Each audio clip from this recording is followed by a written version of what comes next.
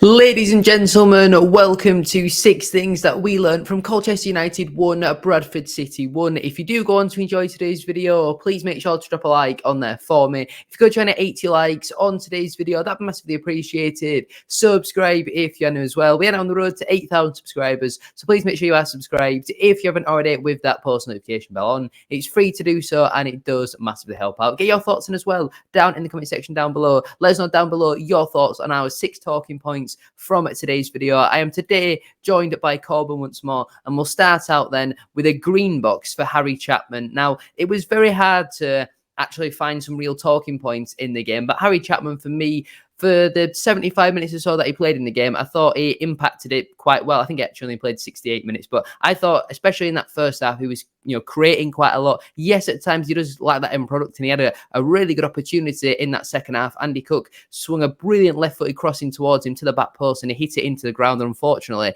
it did just bounce over the bar, but I think when you look at Chapman's performance today and on Tuesday night as well against Derby, how we've not even been getting onto the bench of the likes of Emmanuel Sidibe, Matt Derbyshire, Clark Ador's been getting starts ahead of him as well when Chapman wasn't even in the squad. I think it's really, really bizarre. I'm not so sure why that is. I think we all kind of expected maybe Chapman to move on this January transfer window because he couldn't even get on the bench. But for me personally, I thought Chapman did have a really, really good impact on the game against Colchester. He has some really, really nice one-touch passing. He always seems to beat his man. If Harry Chapman gets 1v1 against any defender in League Two, I think he beats them maybe 8 or 9 times out of 10. I do think he's very, very good. But then once he's beaten them, once he's beaten that defender, he then needs to have a little bit of end product. The cross needs to be better. The shot needs to be better. I remember I think it was the first half, we were on the counter attack. Chapman had the ball and he had the option to play it to Halliday to go, right. And then maybe he could have cut it back to Chapman. He could have put a crossing towards Andy Cook, and instead he decided to go for a shot, which was pretty comfortably blocked by the Colchester defender in the end. And that was quite frustrating. And I do think that is the frustration with Harry Chapman, is that his decision making at times is sometimes a little bit poor. But I think that comes with, hopefully, that will start to grow and develop under Graham Alexander when he starts to get more and more game time. I certainly do think he was one of our most creative players in the match, in my opinion. I thought he did quite well going forward. And yeah, I feel like at times he kind of let himself down, but then the other opportunities, there were times where I was like, well, there needs to be a Bradford player supporting him in that position, but he's one of the only real few players in the team that has got any sort of pace, so sometimes actually hard for the rest of the players to keep up with him. But Chapman, for me, I thought had a pretty decent game against Colchester. Great to see him back playing and starting in the league as well, so I've gone with the green box for Harry Chapman. Just really unlucky that he could end up getting a goal contribution. Yeah, 100%. One of the only players who came out the game with any credibility, wanted to create. Like I say, his decision making is something that he needs to improve on, and I agree. If he gets to win the games, that's something that will probably come.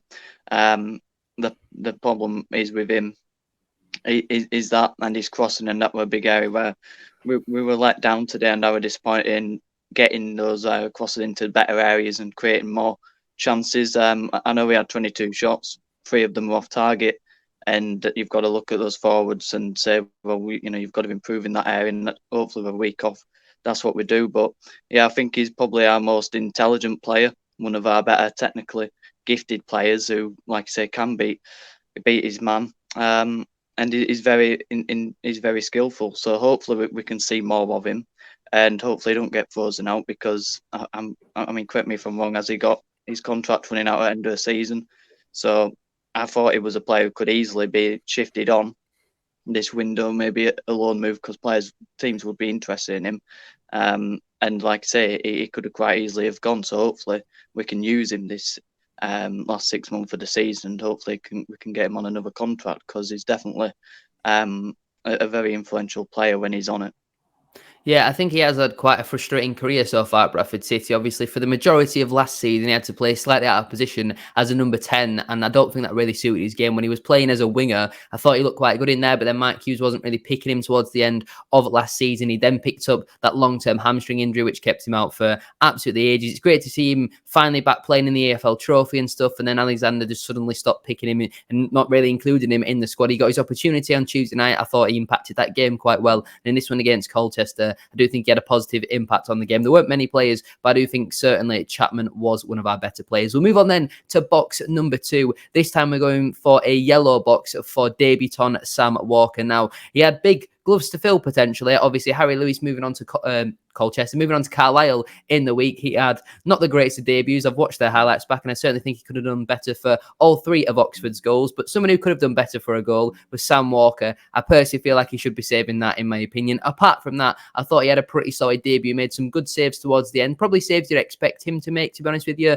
But I still think he had a pretty solid debut. But it's that goal. He definitely should save that, in my opinion. With the angle Hopper's at, he's shooting on his weak foot, I'm pretty sure. I think Tom Hopper is right-footed. It goes under Walker far too easily, in my opinion. But when a goalkeeper's hardly kicked a ball for 6 months, he's obviously going to be rusty and he's going to make mistakes. And we've kind of, unfortunately, just got to accept that, because that's the route that the club have decided to go down. They think he is a better option, potentially, than Harry Lewis. I thought, in terms of coming for crosses, he looked quite positive on that from that point of view. I think Harry Lewis, a lot of the time, was normally glued to his goal line. So it was great to see a goalkeeper who was very commanding in that penalty area. There were times where corners were coming in, and I never really felt like the ball was going to get put right on top of the goalkeeper, like what happened with Harry Lewis, because the amount of times on corners, teams would stick it right on Harry Lewis and he gets stuck underneath the ball. Walker, it certainly doesn't seem like that's going to happen with him. I thought his kicking was quite good as well, certainly much better than Harry Lewis's, in my opinion. But like I say, the only real disappointment from Sam Walker's game is he definitely should save Colchester's goal, in my opinion. Yes, the period before that, Ash Taylor should do better, and we'll come on to him in a moment. We should also stop the ball coming over the top in the first place. But once Tom Hopper is in that position, Sam Walker needs to make himself bigger, and he can't let the ball go under him, because that is quite a disappointing goal to concede from our point of view. But overall, not an awful debut, but I feel like that was probably one of the easiest opportunities to get a clean sheet he's probably going to have in a Bradford City shirt, and unfortunately he failed to do so, and he was partly responsible for that. So that's the reason why I've gone in the yellow box for Sam Walker. Yeah, I definitely agree. I think he could have saved it, like you say, and that comes with not playing in 6 months. But I think he'll be a good sign. I think he's a slight improvement on Lewis from the last 6 months of what I've seen from him. But my concerns with it is, what is he a good signing for? You know, I don't believe at all that we will get playoffs this season. So that means next season when he's 33. And come the end of his contract, where will we be? Because I can't see us going anywhere anytime soon. So I would have much rather seen a younger keeper come in, and this season maybe see it as a bit of a development year, you know, get ready to the league, because I think in League Two you can get away with having an average keeper. Keepers make mistakes even at the top end of League Two, so I think you can get away with that. And Walker, he's 32. I don't see what he's going to be good for, apart from a few good games this season, but will only get us mid-table. But on his overall performance, like I say, his distribution looked good. I like a keeper with presence. He's 6'6", is a good unit, and hopefully we can continue to see him use that. But I'd like to see him in 5 games or so until I really want to judge him. But so far, could have done better, but certainly it isn't, from what I'm seeing, a massive downgrade on Lewis. Yeah, I definitely agree with you there about what is the long-term plan for the goalkeeping options, because obviously we've also got Colin Doyle, who's 38, and our goalkeeping coach, probably going to retire from playing at the end of the season. Then we've got a couple of youngsters like Heath Richardson coming out on the youth loan. More than likely, he'll probably move on in the summer. I can't see him getting offered a new contract. And then we've got the academy keeper. I think it's Zach Hady, something like that, who's already 6'6", and what is he, 16, 17? So he could certainly be one for the future. But I would definitely agree with you. Obviously, we got a rumoured fee in Harry Lewis of £175,000. It's not awful. It's better than what I probably expected after the poor 6 months that he has had. I still think we could have probably got a little bit more, especially in January. You always have to pay the extra premium for players, and we just don't seem to be doing that. There's rumours today that Carlisle have put in some sort of an offer for Jake Young, which has been turned down, but apparently we're only wanting £200,000 for Jake Young, which I think is absolutely criminal. If this is Peterborough United we're talking about, and they're in League Two, they're getting 7 figures for Jake Young, and we're struggling to even get $250,000 apparently, if reports are to be believed, which is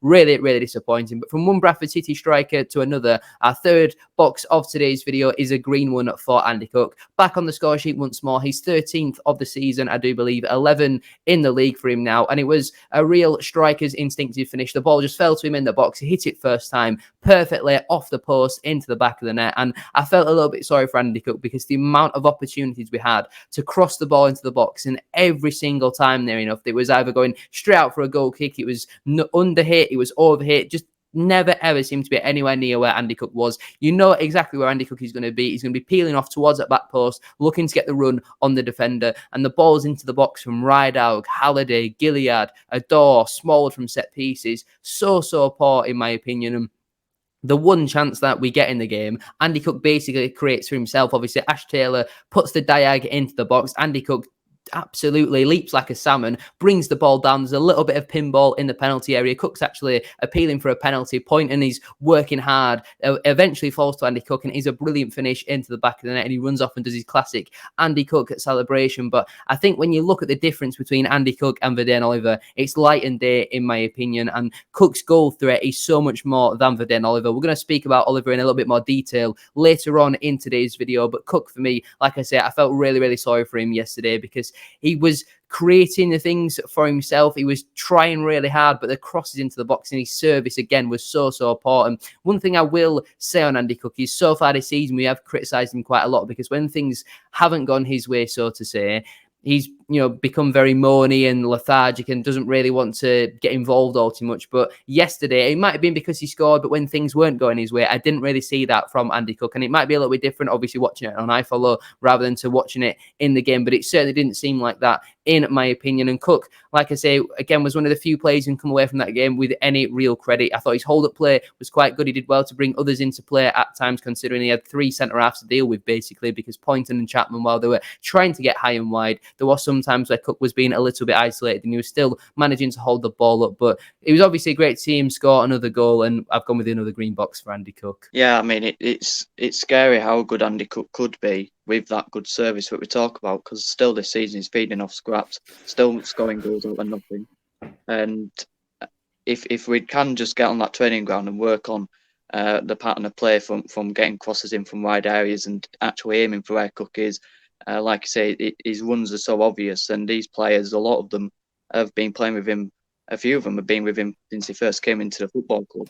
So that's a massive area we need to improve on, because Andy Cook, like you saw with the goal, he took it well, and if you give him half a chance, he'll bury it. So that's an area where if we can get that, you get 2-3 goals a game from him. Before we go any further with today's video, please make sure to drop a like on there for us and subscribe to the channel as well if you are new. Get your thoughts in down in the comment section down below, and let's get on to box number 4. We'll move on then to box number 4, and it is a yellow box this time for Ash Taylor. He was rewarded with a start after a pretty solid performance on Tuesday night against Derby County, and again, similar to Sam Walker, had a pretty solid game overall, but it's that one lapse in concentration which allows Colchester to score. Tom Hopper runs off Ash Taylor and he's just far too slow to keep up with him, and that is Ash Taylor's biggest problem. He simply does not have the pace to be keeping up with any sort of striker at this level. And I know we've got Tompkinson in the back three, but when Kelly doesn't play, this back three is really slow, in my opinion. I thought it was really harsh to not see Kieran Kelly start this game. I think he has been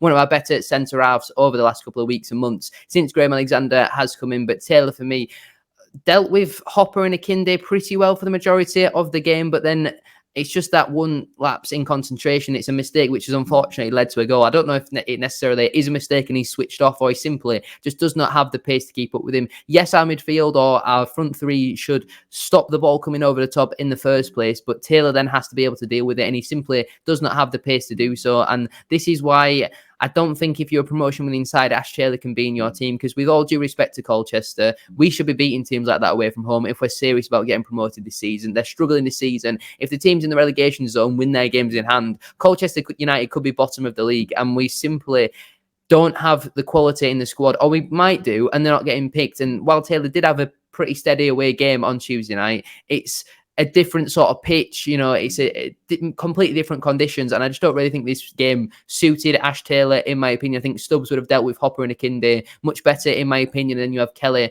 on the left side, and that would also help our build-up play as well, because you've got a natural left footer on the left side. But Taylor, so disappointing to concede a goal like that when it's his man who runs off of him. Yes, Walker again should save it, but Taylor was just far too slow from that. And while he did have a pretty solid game overall, he must do better with that goal. And that's why I've gone with the yellow box for Ash Taylor. Yeah, definitely. On that, you're not going to get promoted with mid-table teams. That makes you a mid-table, mid-table players. That makes you a mid-table team. And the problem with Taylor is, like you say, he's like a pace. He's a real worry. He's strong. Especially in that first half, he was alert, and he's had some good games for us. But he's only good in certain games against certain strikers. You come up against someone with a tiny amount of pace that he'll just run past Taylor like he's not there. You know, you blink and Taylor's just still where he was a minute ago. You know, he's terrible. He's a liability. And like I say, it's unfair on Kelly because I think in the last couple of months, he's been one of our best players. He's been reliable, he's been steady, he's been good on the ball, he's shown pace, he's been really good at recoveries. So when he's been putting in those performances, goal-saving tackles, and then he gets dropped just because he was getting rested on Tuesday night. I don't agree with that, but I do agree with picking players on form. And if a player's had a good game, he should start. So that's a big dilemma that he's had.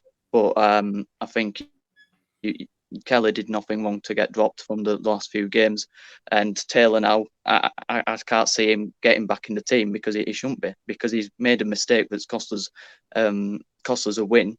And that's what keeps happening. It keeps repeating, not just with him, but certain individuals making costly errors. And that's why we're not going to go anywhere. You can't carry players.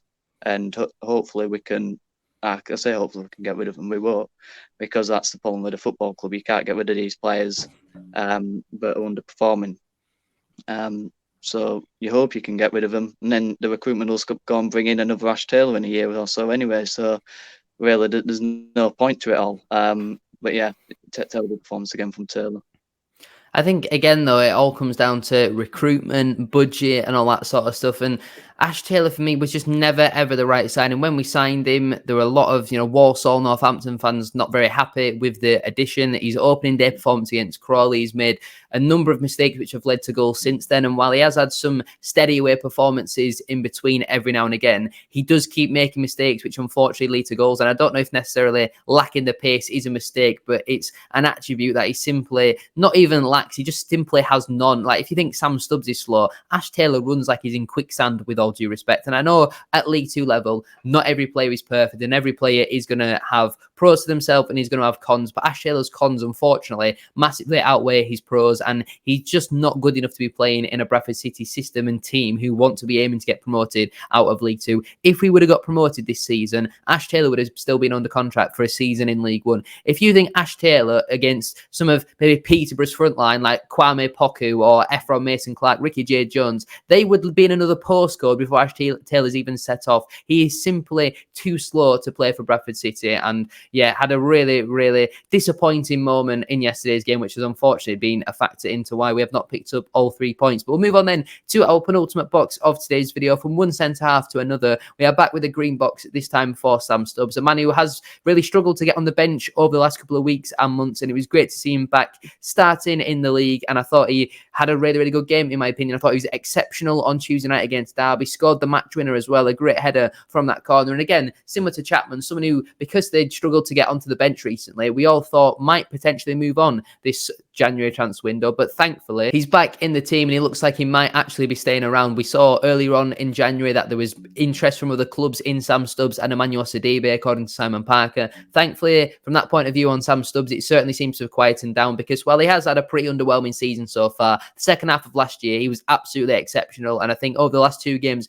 we've seen Sam Stubbs back to his best. Maybe him being dropped from the side will do him the world of good, because I think especially in that second half, and he was dealing with Connor Wilkinson, who's a very, very good player at this level, if he can stay fit. For a big lad, he can certainly move, he can shift the ball as well, and he's certainly got a very hard shot on him, so I thought Stubbs dealt with him very well. But not just his defensive play, the way he passes the ball, he builds out from the back, he's a good leader, is Sam Stubbs. I thought he had a really, really solid game. There's nothing he can do about Colchester's goal, and unfortunately he deserved the clean sheet, and he didn't get that because of 2 errors really from Ash Taylor and 1 from Sam Walker as well. So quite a disappointing result, but Sam Stubbs for me was certainly one of the few players who came away from that game with some real credit, and that's why I've gone with another green box for him. Yeah, it was brilliant, and hopefully that interest goes away now and we make ourselves clear that Stubbs will be getting a new contract, because when he's playing at his best, I think he's League One quality.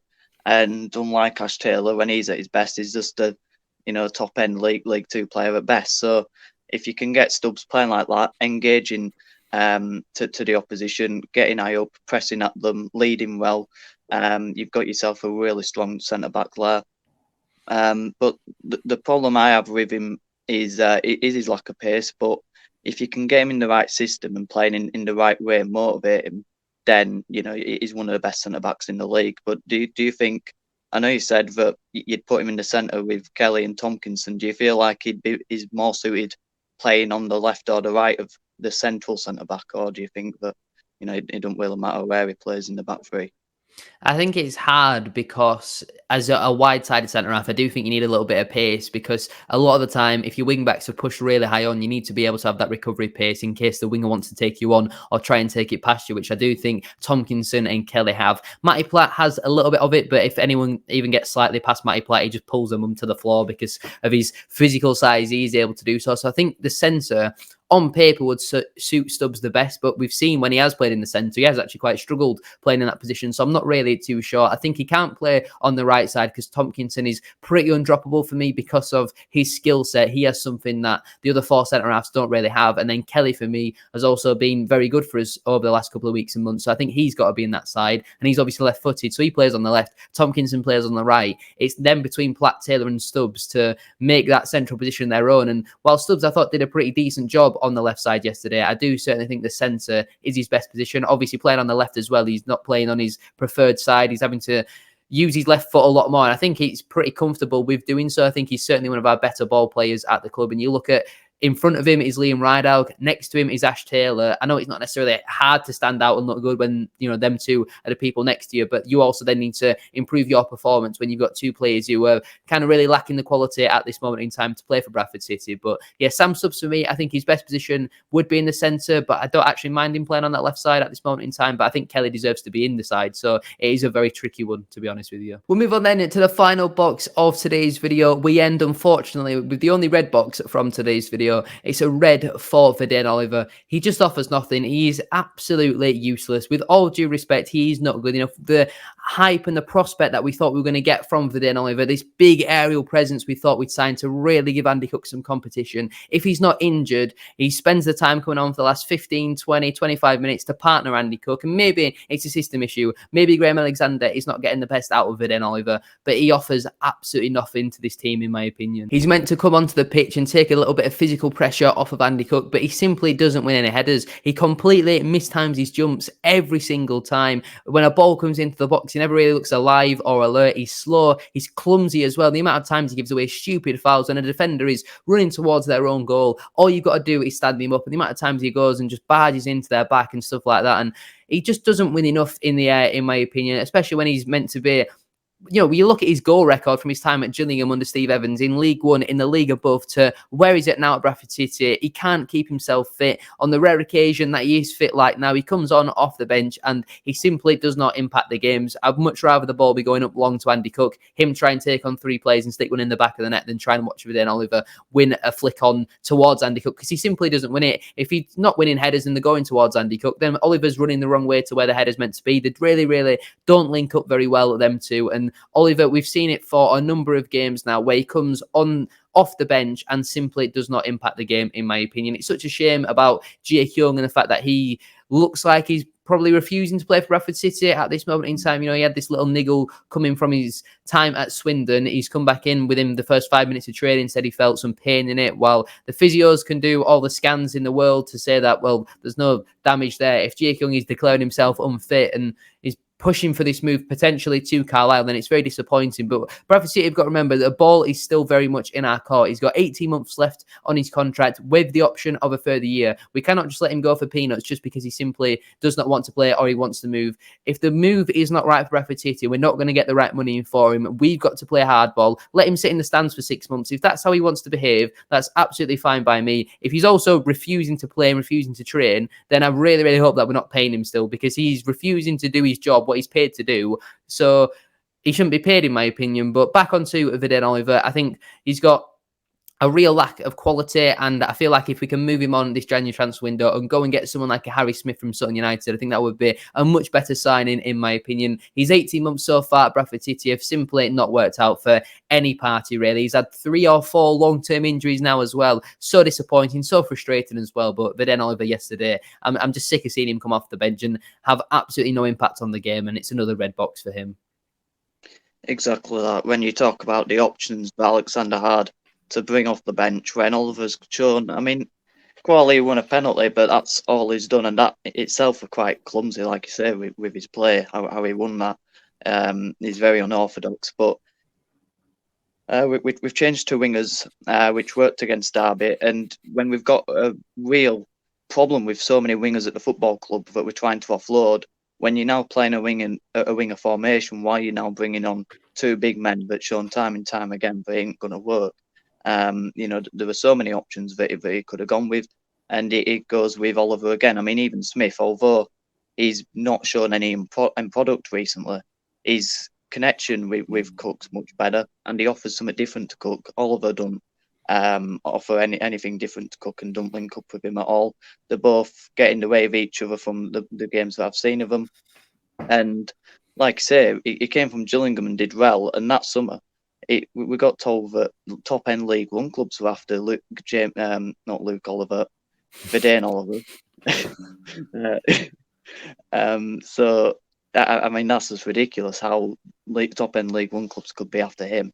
3-year deal as well. And when you look at why we signed him, I don't have a bloody clue who thought Vian Oliver would be a good signing for Mark Hughes' system to go along with Andy Cook. Obviously, if you're playing one up front, you want someone who's different to Cook to offer something different than him off the bench.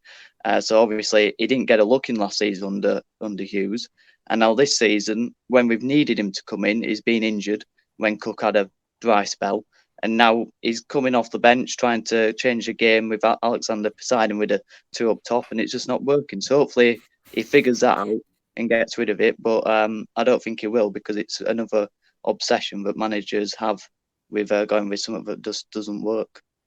Yeah, I don't know why Alexander is so fixated on trying to play 2 big men up front. I don't know why he thinks Cook and Oliver will work. It hasn't worked at all so far, so I don't know why he thinks that he would suddenly work now when we've tried it for, 6, 7, 8 games, and every single time it's just simply not worked, and they're getting each other's way, like you're saying. Overall, just a very, very disappointing substitution. I know that Chapman and Poynton were tiring a little bit, but surely they were better options to stay on, even a little bit tired, than bringing Oliver on. Surely Smith would have been a better option to partner Cook, to maybe try and stretch their defence as well, to give them a little bit of a threat in behind. Before we end, though, today's video, we're going to have a little bit of a talk about the January transfer window and the lack of activity, really, so far. We're nearly halfway through the January transfer window, and the only piece of, well, there's been 2 pieces of business, technically. Chisholm Afoka returned to Aston Villa. He's very, very poor loan spell. I think he made 5 appearances in all competitions for Bradford City, just the 2 in the league. So he was really, really disappointing. He returned to Aston Villa, and also Harvey Rowe joined Farsley Celtic on a 1-month youth loan. That is all that's happened. We expected so much business to happen in January. We expected to get 5, 6, 7, 8 players maybe out the door, so Alexander could bring in 2, 3, 4, 5. I know we needed to trim the squad down a little bit, but we also need to get some more quality in there. And you look at, we're picking up a couple of injuries now in midfield. We've kind of got a little bit of a lack of options, but I don't necessarily think having a big squad under Alexander is a good thing whatsoever. I know it was massive under Hughes, but I don't even think we need a big one for Alexander, because he's so hesitant to make substitutions and so hesitant to change things. Yesterday, for me, Alex Gilead didn't really impact the game all too much. So why not bring Kevin McDonald on and see if he can change the game up slightly? Because Alexander is so stubborn with his lack of substitutions. And we actually saw it with his time at MK Dons. He started out very well, had a really good spell. I think they won the first 5 or 6 matches, and then they didn't win for 5 or 6 matches, losing a significant amount of them, and ultimately it cost him his job. Now, don't get me wrong, I'm still 110% behind Graham Alexander, and I feel a little bit sorry for him at this moment in time, because he's the one having to answer all these questions from the media about all this transfer speculation. Alexander doesn't even know how much money we got for Harry Lewis, but yet all the media do up at Carlisle, which I think is really, really bizarre. Either he's downplaying it and maybe telling a few white lies, or he genuinely doesn't know, and I don't really know why he wouldn't want to know. I understand he's not going to get 100% of that money to spend, because, well, with Bradford City, we're self-sustainable. If we can get some transfer money in, then it's probably going to be spent on maybe some new seats in a ground that we don't even own. But yeah, I'm just really frustrated by the lack of transfer business. I expected certainly a few bodies to come in through the door to really give us some competition and quality, especially in that front line, in my opinion. And I mean, what on earth has happened to Adam Wilson? I mean, what has actually happened to him? We don't know what's going on with him at this moment in time. Is he going to be staying with the club? He only signed in August or something like that, and we've barely seen him feature under Alexander. In the few minutes that he has played, he's been playing as a striker or as a left wing back, and we don't know what's going to happen with him. We've got Rayhan Tulloch as well, who he's even still alive. Like, we don't know what's going on with some of these players, and because we've got such a big squad, I did expect a lot more transfer business to happen. And as of right now, there's only one real senior player who left the football club, and it was a loan termination. He only played 2 league matches for us, so I am really surprised by the transfer business so far. I'll let KORBAN give his quick thoughts on the transfer window as well. Oh, it's just been a disgrace of a window, really. We keep getting told lies by the football club. Every transfer window, that's not going to change. If we did go and bring in any players, I wouldn't have confidence that we'd bring in anyone of real quality to improve the team. We get told we want to improve the team and trim it down, and we clearly haven't done that. We've got players who just aren't good enough, who you're never going to get rid of unless the contract runs out, and we've given too long of a contract anyway, so we've got to wait for that to run out. And they're still in a rage. And then obviously you look at the players who you want to bring in. I think a number 8 is absolutely vital when you look at Patterson not coming back till beginning of April, end of March. Walker has been a huge miss, and we miss a player like him, someone who's good at set pieces, because we haven't scored, we're not ever looked like endangering the opposition from Smallwoods in the last few games anyway. And left wing back, I think, is an area we could improve. The goalkeeper was a lazy signing. I think they're all asleep in the recruitment department because nothing's going on there. So yeah, it's just another underwhelming window from the football club that's producing underwhelming results all over it. Yeah, I also somehow completely forgot that we'd sold Lewis to Carlisle and brought Walker in, but that was another piece of transfer business that we has done. But I mean, as being a Bradford City fan for as long as I have now, going into January massively underprepared doesn't really surprise me, to be honest with you. We were told we were definitely going to come out of this transfer window stronger than what we've gone into it, but we've got rid of our number 1, brought in a goalkeeper who's made a massive error in his first game and definitely should save at Colchester's only real chance on goal. It looks like we're going to be letting Jake Young go for pennies, who, like I say, a real football club, someone who's, got the experience like Darren McAntony and Barry Fry at Peterborough, for example. I know I keep coming back to them, but they were so good at this. There's a number of other clubs like Brentford, when they were building their way up through the leagues, who did a very good job at it as well. You look at some of the players that they moved on throughout their time. Neil Morpay kicked on, and while his career hasn't exactly been ideal, I know these are on much larger scales, but Jake Young is someone who's clearly got the ability and potential to really kick on throughout the rest of his career. He's only 22 years of age, and he's shown that, yes, while Dan Kemp did have a big impact on that, he's still a very, very good forward for this level. There's rumours today that Charlton are also apparently interested. I'm not really too sure where that's come from, but obviously their deal with Johnson Clark-Harris seems to have pretty much collapsed as well. But overall, just a really frustrating time to be a Bradford City fan. Again, there's loads of talks on social media about potential protests and all that sort of stuff. Again, like last time, I just personally don't think anything will happen, because a lot of our fans are just so fed up, really, with what's going on. I mean, you've seen it all already this season. We've spoke about it. I mean, I literally went to every single game last season. This season, I must have missed maybe nearly 20 already, because I've just got such little motivation to go and try and watch us play against some of the teams that we've been playing against for the past 4, 5, 6 years already now. It's so boring going to the same grounds, and I just want a little bit of excitement. We've had a half-decent season last year. Apparently, we had a top 3 budget as well last season, which I think is baffling, in my opinion, considering some of the players that we had in that squad. This season, I presume the budget will be a little bit less, and maybe that's why we're trying to sell players like Lewis and Young to pick up for that.